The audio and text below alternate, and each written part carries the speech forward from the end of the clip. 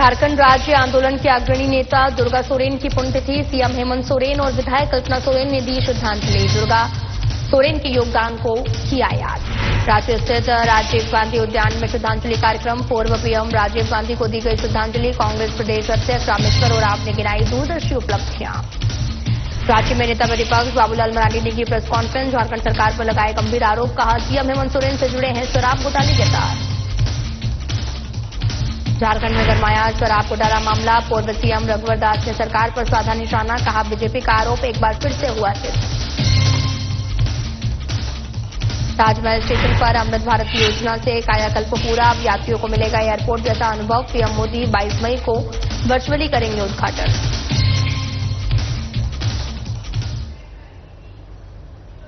नमस्कार, मैं हूं आपके साथ अंकिता पाल। बुलेटिन की शुरुआत करते हैं। झारखंड राज्य आंदोलन के अग्रणी नेता और पूर्व विधायक स्वर्गीय दुर्गा सोरेन की पुण्यतिथि के अवसर पर बुधवार को मुख्यमंत्री हेमंत सोरेन और विधायक कल्पना सोरेन ने रांची के नामकुम स्थित दुर्गा सोरेन स्मारक पहुंचकर उन्हें श्रद्धांजलि अर्पित की है।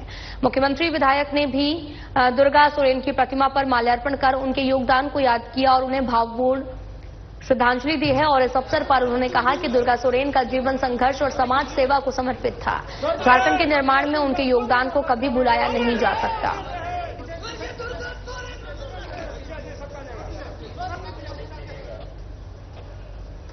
के सभी कार्यकर्ता आज यहाँ दुर्गा सोरेन चौक पर एकत्रित हुए। आपको पता है आज इनका पुण्यतिथि और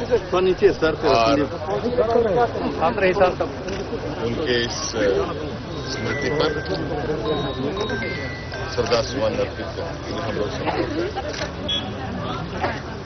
और ये हम लोगों के लिए गौरव और सौभाग्य की बात है। ऐसे जुझारू और झारखंड के प्रति समर्पित मार्गदर्शक हम लोग के बीच में रहे।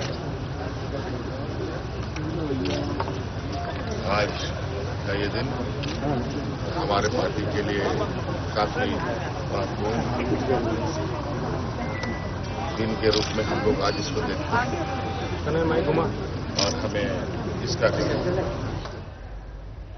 भारत रत्न सूचना क्रांति के जनक और पूर्व प्रधानमंत्री राजीव गांधी की पुण्यतिथि के अवसर पर मंगलवार को राजधानी रांची स्थित राजीव गांधी वरिष्ठ नागरिक उद्यान धुर्वा में श्रद्धांजलि कार्यक्रम आयोजित किया गया, जिसमें पूर्व प्रदेश अध्यक्ष सह विधायक डॉक्टर रामेश्वर उरांव ने राजीव गांधी की प्रतिमा पर माल्यार्पण कर उन्हें भावभीनी श्रद्धांजलि अर्पित की और उनके योगदानों को याद किया।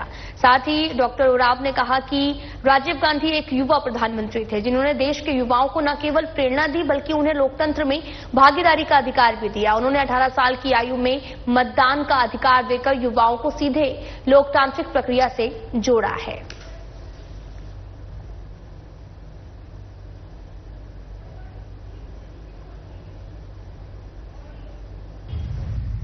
होम कांग्रेसजन और देशवासी, सभी देशवासी उनको आज बड़े ही स्नेह से, प्यार से याद करते हैं। युवा प्रधानमंत्री रहे, युवाओं के लिए राजनीतिक अधिकार दिया। पहले 21 साल की उम्र से वोट देने का अधिकार था, उन्होंने 18 साल किया, तो युवाओं को राजनीतिक अधिकार देने का काम किया। फिर देश को तो प्रधानमंत्री बने तो ऐलान किया, उन्होंने घोषणा की उन्होंने कि देश को 21वीं दर्जे में ले जाएंगे और सचमुच ले गए। आज जो लोग कह रहे हैं डिजिटल रिवॉल्यूशन की बात हो रही है, उन्हीं का तो शुरू किया हुआ है। और मैं देखता हूं उनको एक बहुत बड़े डेमोक्रेट थे, प्रजातंत्र पर जबरदस्त विश्वास है। प्रजातंत्र पर विश्वास करने वाले लोग जो होते हैं रूल ऑफ लॉ पर विश्वास करते हैं, कानून के राज पर विश्वास करते हैं। और शुरू से आखिर तक उनका कार्यकाल देख लीजिए तो वही उन्होंने किया, कानून पर विश्वास किया और रूल ऑफ लॉ को स्थापित किया। इस तरह से उन्होंने बहुत काम किया। देश उनके समय में विकास की ओर उन्मुख हुआ। हम लोग बीच में ही हम लोगों को छोड़ के चले गए। अफसोस से याद करते हैं, लेकिन फिर भी हमारे बीच जो हैं विचार के रूप में है, शरीर भले नहीं रहा हो, विचार के रूप में हमारे बीच में है। बोकारो की कांग्रेस विधायक श्वेता सिंह ने पूर्व प्रधानमंत्री राजीव गांधी की पुण्यतिथि के अवसर पर बोकारो हवाई अड्डा के पास में राजीव गांधी चौक पर उनकी प्रतिमा पर पुष्पांजलि अर्पित की है। इस अवसर पर उन्होंने राजीव गांधी को आधुनिक भारत के निर्माता और तकनीकी क्रांति के अग्रदूत के रूप में याद किया है। विधायक श्वेता सिंह ने कहा कि राजीव गांधी ने भारत में कंप्यूटर और टेलीकम्युनिकेशन क्रांति की नींव रखी है। इसमें आज का डिजिटल भारत संभव हुआ है।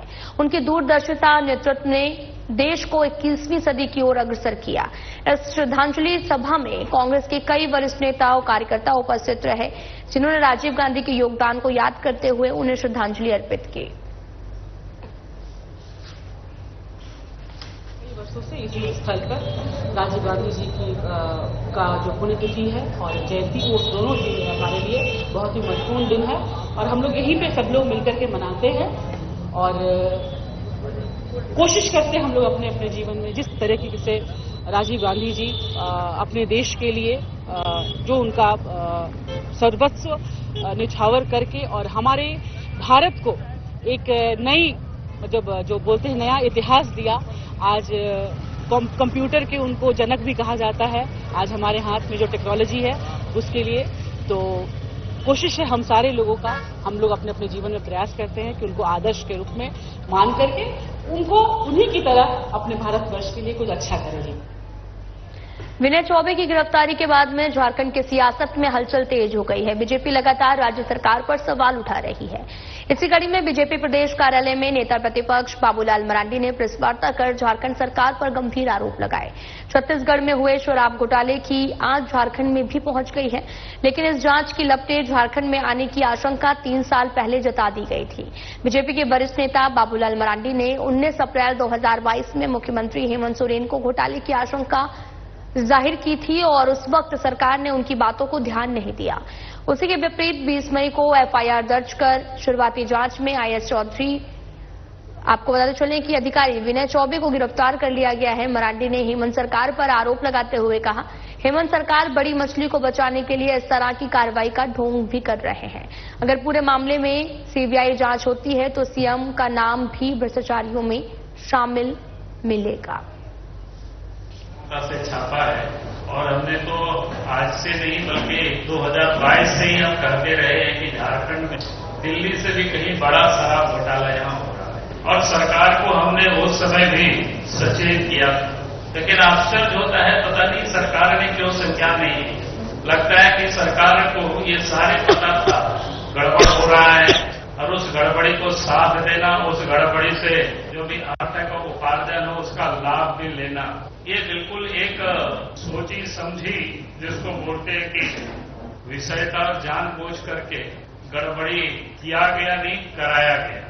ये कार्रवाई तब प्रारंभ होती है जब छत्तीसगढ़ में केस दर्ज होता है और छत्तीसगढ़ में केस दर्ज होने के बाद झारखंड में एसीबी एक्टिव होते 24 के आखिरी चुनाव के कुछ दिन पहले और इस पूरे घोटाला में मुख्यमंत्री सम्मिलित थे।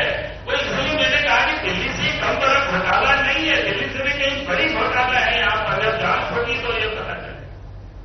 राज्य के पूर्व मुख्यमंत्री रघुवर दास ने शराब घोटाला मामले को लेकर सरकार पर हमला बोला।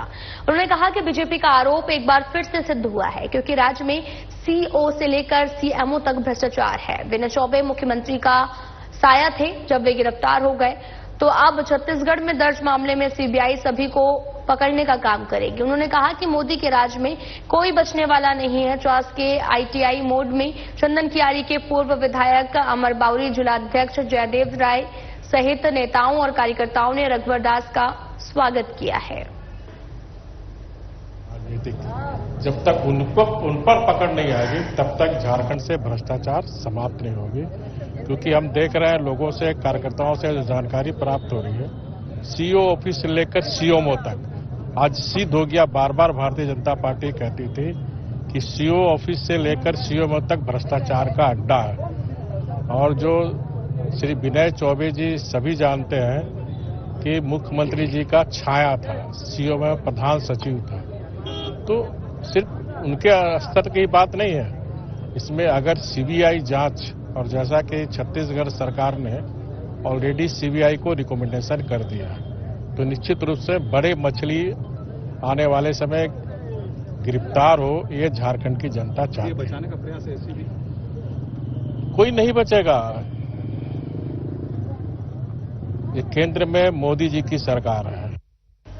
22 मई को प्रधानमंत्री नरेंद्र मोदी 2 पुनर्विकसित स्टेशनों का उद्घाटन करेंगे, जिसमें साहिबगंज जिले के राजमहल स्टेशन और भागलपुर जिले की पीरपैंती पुनर्विकसित स्टेशन का नाम शामिल है। ये सिर्फ एक स्टेशन नहीं बल्कि पूरे क्षेत्र के लिए गर्व का केंद्र बनता जा रहा है। नई सजावट में आधुनिकता जरूर है, लेकिन राजमहल की सांस्कृतिक छवि को भी सजाया संवारा गया है। स्टेशन की दीवारों पर स्थानीय कला, ऐतिहासिक स्मारकों की भी प्रेरणा झलकती है, जिसमें यात्रियों को शहर के अतीत की भी एक झलक मिलती है। झारखंड के राजमहल रेलवे स्टेशन की तस्वीर अब पूरी तरह से बदल चुकी है। कभी सामान्य सुविधाओं वाला ये स्टेशन अब आधुनिकता और स्थानीय पहचान का नया उदाहरण बन गया है। करीब 7 करोड़ की लागत से हुए इस कायाकल्प के बाद में यात्री यहां न सिर्फ बेहतर सुविधाएं पाएंगे बल्कि एक नया माहौल भी महसूस करेंगे।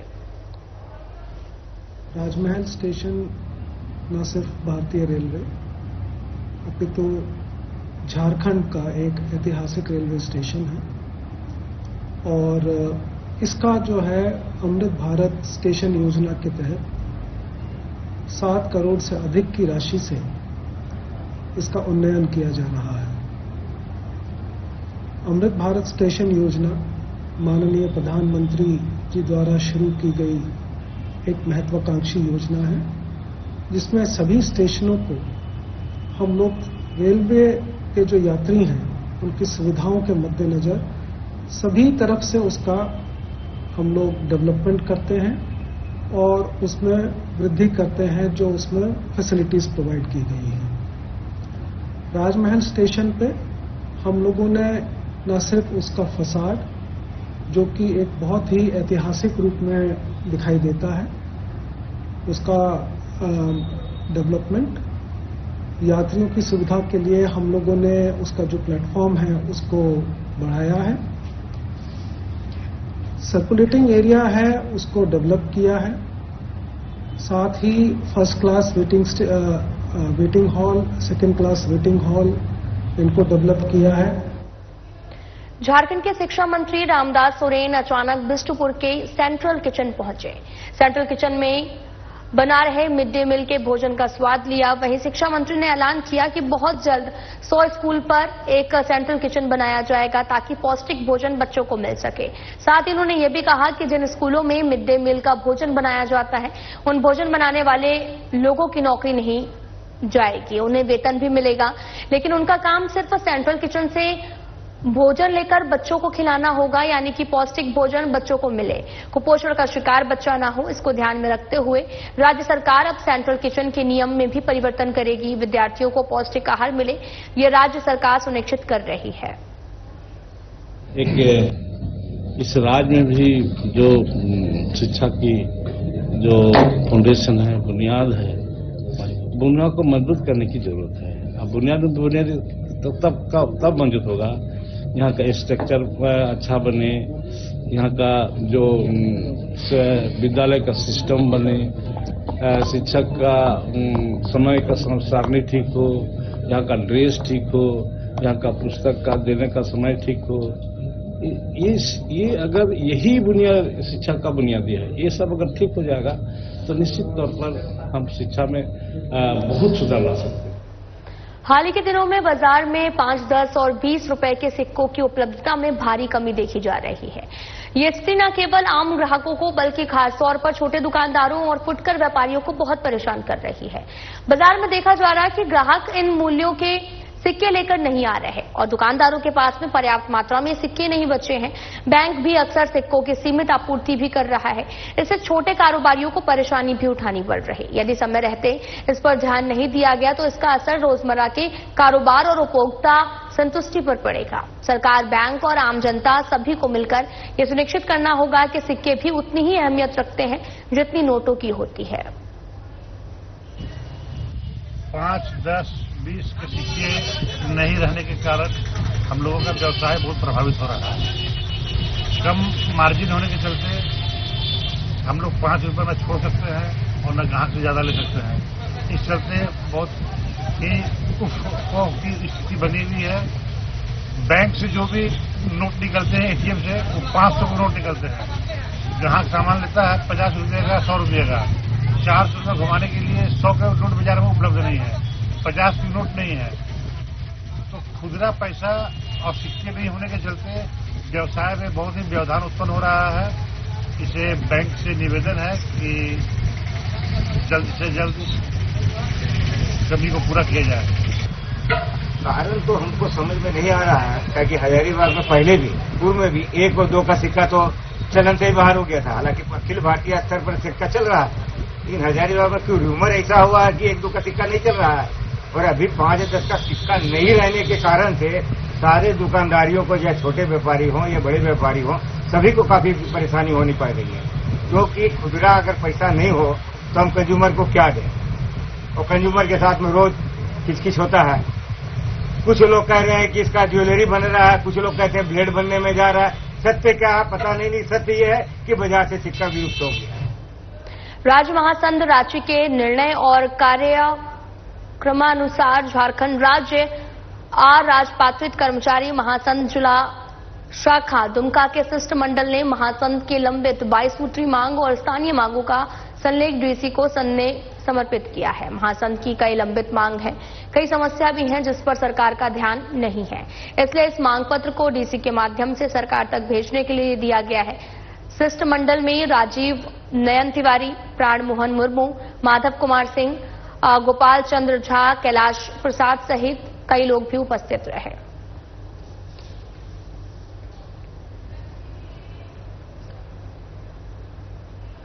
हजारीबाग जिले की सड़कें खून से लत हो रही हैं। हर रोज नए एक्सीडेंट की खबरें सुनने को मिल रही हैं, जिससे कई लोग घायल हो रहे हैं। कई लोगों को अपनी जान के साथ में हाथ धोना पड़ रहा है। जिले के बरकट्टा प्रखंड क्षेत्र में भी स्थिति ऐसी बनी हुई है। यहां पर नेशनल हाईवे 19 पर कई सालों से काम चल रहा, जिसके कारण रोड एक्सीडेंट की संख्या में काफी इजाफा हो रहा। बरकट्टा चौक के पास में लगभग 1 किलोमीटर का फ्लाईओवर बनना है, जो कि कई सालों से अधूरा लटका हुआ है। फ्लाईओवर के पिलर तो तैयार हो गए हैं, लेकिन पिलर के ऊपर की सड़क अब तक नहीं बन पाई है, जिसके चलते आए दिन हादसे हो रहे हैं। बहुत 1 दिन 2 दिन तो छोड़ कर रोज एक्सीडेंट होता ही है। किसी का कोई ध्यान नहीं है, हम पब्लिक के बारे में कोई सोचता नहीं है। रोज यहाँ का कैंडिडेट, कोई मुखिया सरपंच, कोई कुछ नहीं ध्यान देते हैं। और रोज तो देखते रहो, 1 दिन 2 दिन, आज यहाँ कल वहाँ परसों यहाँ, हम लोग को चलना आफत हो जाता है। कोई रोड का डिस्टर्ब, इतना डिस्टर्ब है कि पानी लाने के लिए सोचना पड़ता है, इतना रोड डिस्टर्ब है।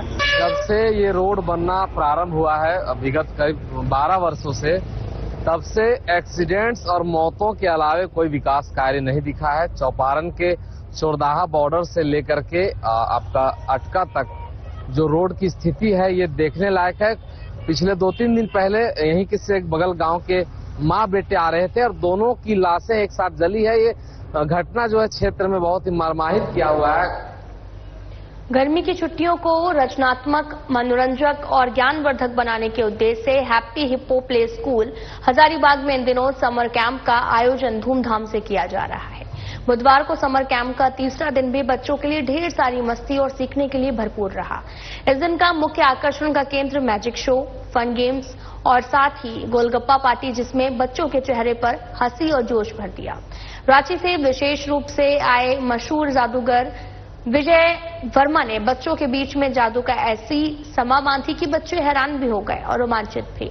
विजय वर्मा ने अपने दिलचस्प ट्रिक्स और मजेदार अंदाज से बच्चों के साथ साथ शिक्षकों और अभिभावकों को भी मन मोह लिया। और वहीं संचालिका मनीषा सिन्हा ने बताया कि बच्चे काफी खुश हैं। पढ़ाई के साथ साथ खेल भी जरूरी है। बच्चे काफी एक्साइटेड होते हैं मैजिक देखने के लिए। बच्चे ही नहीं, बड़े भी एक्साइटेड होते हैं। और बच्चों के लिए मैजिक क्या होता है ना, काफी कलरफुल अगर मैजिक दिखाया जाए तो बच्चे ज्यादा इंजॉय करते हैं। बाकी तो मैजिक का बहुत अलग अलग तरीका है, बहुत अलग अलग टेक्निक है। कुछ बच्चों के लिए होता है, कुछ बड़ों के लिए होता है। बड़ों क्या कुछ मैजिक होता है जो बच्चे नहीं समझ पाते हैं, तो सिंपल मैजिक बच्चों को दिखाया जाए। और जो क्रिटिकल मैजिक होता है वो तो फिर बड़ों के लिए ही होता है। बच्चों में बहुत ज्यादा एक्साइटमेंट है। मेरी बात होती कुछ पेरेंट्स से, वो लोग बहुत वेट करते हैं अगले दिन का कि यहाँ पे का प्रोग्राम शुरू हो और वापस उनको यहाँ आने का मौका मिले। बच्चों से क्या कुछ कहेंगे? बच्चों के लिए बहुत सारी एक्टिविटीज है, फन एक्टिविटीज है, जैसे कि ओरिगामी सीखा जाता है, जिससे बच्चे टिकट यूज करके डॉग, फिश, प्लेन ये सब बनाना सीखते हैं। इनको टैटू बनाना भी सिखाया गया है। आज इनके कुछ फन गेम्स हैं, रेसेस हैं, तो ऐसे करके 4th डे इनका पॉटरी भी है, तो बाहर आएगा, इन्हें पॉट बनाना सिखाएगा। तो ऐसे कुछ चीजें हैं जो स्कूल में आमतौर पर बच्चों को नहीं सिखाया जाता है, उन्हें देखने को नहीं मिलता है आजकल, वो हम इस समर कैंप में होंगे। साहिबगंज जिले में इन दिनों अवैध पत्थर उत्खनन का खेल शुरू हो चुका है। अवैध रूप से हो रहे पत्थर उत्खनन को लेकर साहिबगंज सदर एसडीओ अमर जान आइन, सदर सीओ बासुकीनाथ टूडू और मंडरो सीओ मेघनाथ उराव ने मिर्जा चौकी थाना क्षेत्र के बुतहा मौजा में स्टार इंडिया खनन क्षेत्र के बगल में संयुक्त रूप से छापेमारी अभियान चलाया। छापेमारी के दौरान पाया गया कि अवैध रूप से पोकलेन के जरिए खनन कार्य जारी है। छापेमारी टीम ने एक पोकलेन मशीन को जब्त कर मिर्जा चौकी थाना पुलिस को सौंपा है। वहीं मौके पर एसडीओ ने कहा कि जिले में किसी भी रूप से अवैध कार्य बर्दाश्त नहीं किया जाएगा। क्रम में हम लोग उपायुक्त महोदय का निर्देश के अनुसार हम लोग आए, उसमें हम उसका सीओ सदर और सीओ मंडरो तीनों हम लोग आए और साथ ही क्यूआरटी का टीम भी था। तो आए यहाँ देखिए कि 3 पोकलेन चल रहा था और आने से पहले हम आने से पहले भाग गया और उसमें चेक हम लोग जांच किए तो 2 जो पोकलेन है वो लीज एरिया में काम कर रहा था, जबकि एक पोकलेन अभी बाहर खड़ा है, उसमें हम लोग जांच करेंगे उस पर आवश्यक कार्रवाई करेंगे। सर किनका लीज एरिया है? ये स्टार इंडिया का है। कोडरमा जिले के ढाब थाना प्रभारी रवि पंडित ने भारी मात्रा में अवैध शराब और बियर को जब्त किया है, जिसकी कीमत लाखों रुपए आकी जा रही है। ढाब थाना प्रभारी को वरिष्ठ पदाधिकारियों की ओर से स्टोन चिप्स लोड हाईवा वाहन से डोमचांद सदगावा के रास्ते अवैध शराब ढुलाई की सूचना प्राप्त हुई, जिसके आधार पर वाहन चेकिंग अभियान चलाया गया और थाना प्रभारी रवि पंडित के अनुसार जब स्टोन चिप्स के नीचे शराब लोड हाईवा वाहन को रुकने का इशारा किया तो वहीं तेजी से भागने लगा और आगे जाकर हाईवा वाहन दुर्घटनाग्रस्त हो गया। मौके पर चालक फरार है और ढाब थाना की पुलिस ने हाईवा वाहन से शराब और बियर की तकरीबन 100 पेटी जब्त कर आगे की कार्रवाई शुरू कर दी है।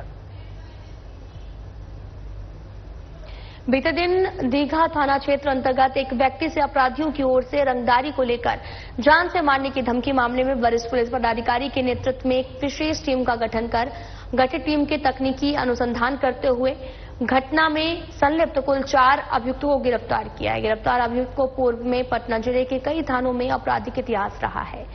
और साथ ही आपको ये भी बताते चलें कि नीतीश चंद्र धारिया ने प्रेस कॉन्फ्रेंस कर दी है। 13/5/2025 को एक मामला हमारे पास आया था। एक व्यक्ति है मोहम्मद इमरान अली जो घर बना रहे थे, उसको काम कर रहे थे, उसको रंगदारी नहीं देने के जान से मारने की धमकी दिया जा रहा था। इसी संदर्भ में 15 तारीख को भी उनके घर पर कुछ व्यक्तियों द्वारा जा करके रंगदारी जान से मारने की धमकी दी जा रही थी। इन दोनों संवेदनशील मामलों को लेकर के तुरंत प्राथमिकी दर्ज करते हुए नगर पुलिस अधीक्षक मध्य के निर्देश के आधार पर एक टीम का गठन किया गया है और उसके बाद हम तकनीकी और वैज्ञानिक अनुसंधान करते हुए उसमें संलिप्त जो अपराधी हैं उनको पुलिस करते हुए कल हमने शाम में मलिक घाट के पास से 4 व्यक्तियों को गिरफ्तार किया है।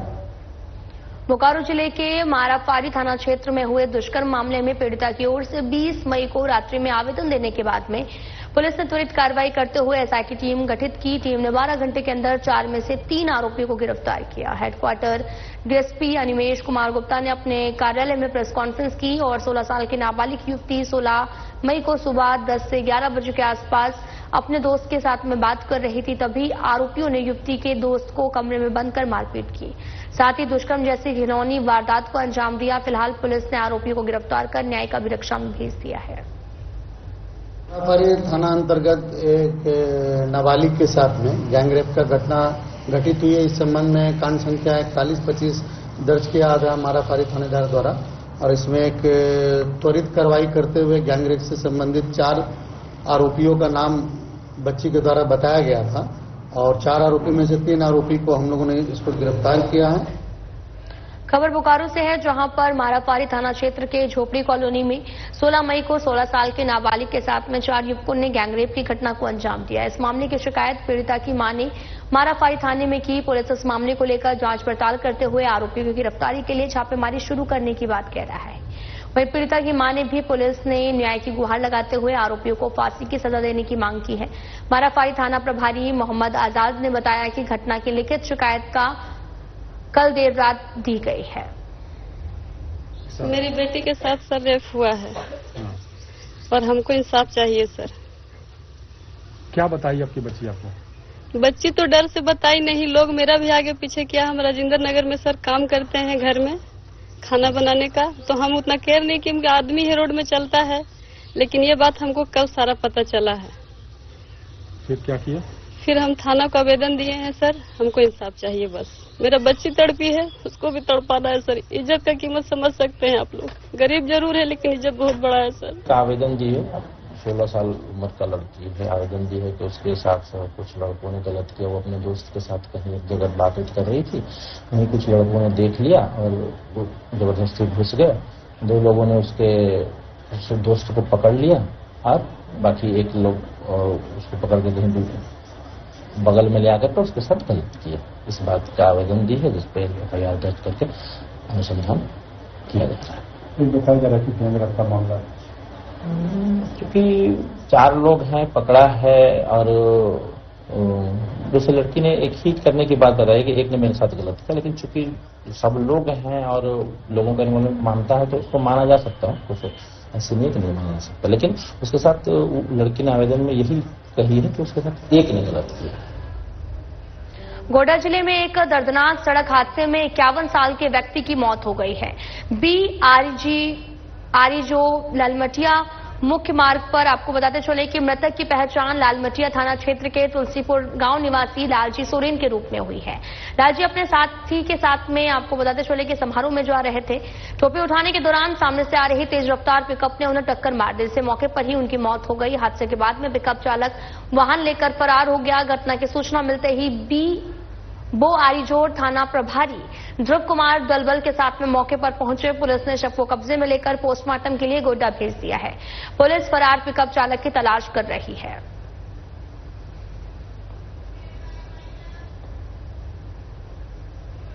फिलहाल बुलेटिन में इतना ही। नमस्कार।